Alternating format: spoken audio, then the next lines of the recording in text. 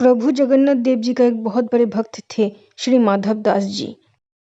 माधव दास जी श्री जगन्नाथ देव जी को अपना सखा मानते थे।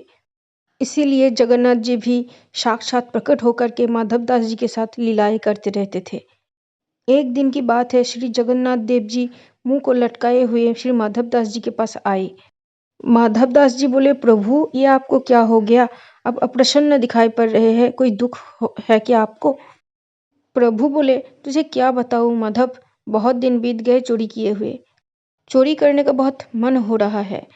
तो माधव दास जी बोले, तो प्रभु बताइए कहाँ चोरी करना है? तो प्रभु बोले कि राजा के बगीचे में बहुत सारे कटहल पके हुए हैं, इतने अच्छे सुगंध है, वो कभी मुझे भोग नहीं लगते। चलो आज रात तुम और मैं जा करके वहाँ पर जा कर के कटहल चोरी करके खाते हैं। रात हुई और प्रभु जगन्नाथ देव जी और माधव दास जी पहुँच गए राजा के बगीचे में कटहल चोरी करने। एक पेड़ पर श्री माधव दास जी चढ़ गए और प्रभु नीचे खड़े रहे।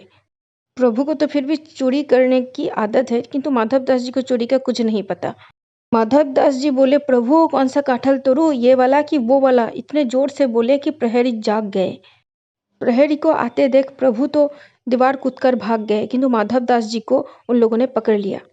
सिपाहियों ने माधव दास जी को खूब मारा पीटा और रात भर उनको बांध कर रखा। सुबह जब उन सब ने श्री माधव दास जी को राजा के सामने हाजिर किया तो राजा सिपाहियों को डांटने लगे कि अरे तुम लोगों ने ये क्या कर दिया, ये तो मेरे गुरुदेव है, क्यों पकड़ लाए? तो माधव दास जी बोले, आप इन सबको दंड मत दीजिए, इन लोगों ने अपना कर्तव्य निभाया है, दोष तो मेरा है, मैं ही चोरी करने आया था। राजा बोले, प्रभु आप बोल देते, मैं आपके कुटिया में कटहल पहुंचा देता, आपको क्या जरूरत पड़ी रात को चोरी करने आने की? माधव दास जी बोले, मैं यहाँ अपने मर्जी से नहीं आया हूँ, प्रभु जगन्नाथ देव जी को कटहल चोरी करने का शौक था तो उनके साथ तो कोई होना चाहिए, इसलिए मैं आ गया। ये सब सुन करके राजा श्री माधव दास जी के चरणों में गिर गए और सारा जो कटहल का जो बगीचा था वो प्रभु श्री जगन्नाथ देव जी के नाम कर दिया। राधे राधे।